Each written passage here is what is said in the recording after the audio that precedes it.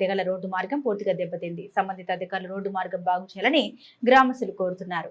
నారాయణపురం బండలింగంపల్లి గ్రామాల మధ్య రోడ్డు మార్గం గుంతలమయంగా మారింది. దాంతో ప్రయాణికులు వాహనదారులు చాలా ఇబ్బందులు ఎదుర్కొంటున్నారు. మండల కేంద్రానికి చేరుకోవడానికి బండలింగంపల్లి వాసులకు సుమారు 40 నిమిషాల టైం పడుతుందని గ్రామస్తులు ఆవేదన చెందారు. సంబంధిత అధికారులు తక్షణమే స్పందించి రోడ్డు మరమ్మతు చేయాలని ఇరు గ్రామాల ప్రజలు మరియు నాయకులు బైరగొని బాలగౌడ్, దడిగల శ్రీనివాస్, జంగా రాజిరెడ్డి కోరుతున్నారు.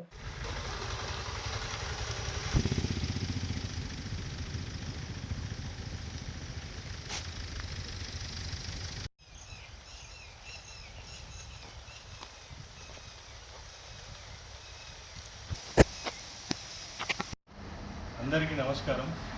మా బండలింగంపల్లి రోడ్డు చాలా అధ్వానంగా ఎంత దారుణంగా తయారైందంటే అంత దారుణంగా తయారైంది.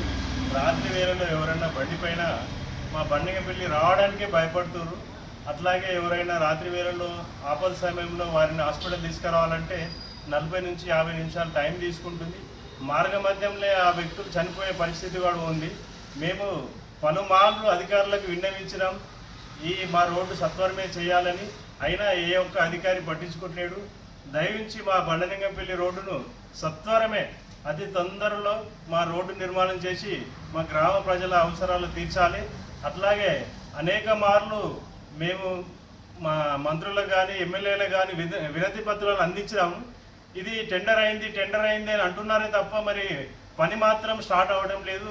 దీనిపైన మేము అనేక సార్లు మేము అధికారులను పోయి అడిగినా కానీ దీన్ని ఎట్లాంటి స్పందన లేదు. దయించి ఇప్పటికైనా మా రోడ్డు నిర్మాణం ఖచ్చితంగా జరపాలి. లేని పక్షంలో గ్రామ ప్రజలందరం కలిసి మేము పెద్ద ఎత్తున ఎల్లారెడ్డిపేట మండల కేంద్రంలో ధర్నా కూడా నిర్వహిస్తాం. ఖచ్చితంగా మా రోడ్డు అయ్యే వరకు మేము ఎవరము కూడా ఊకోము. ఇది కావాల్సింది. ఎందుకంటే మాకు అనేక సదుపాయాలు మా దగ్గర లేక మేము ఎల్లారెడ్డిపేటకు ఒకటే ఒక మార్గం మాకు ఇది తప్ప మాకు ఎక్కడికి పోలేము.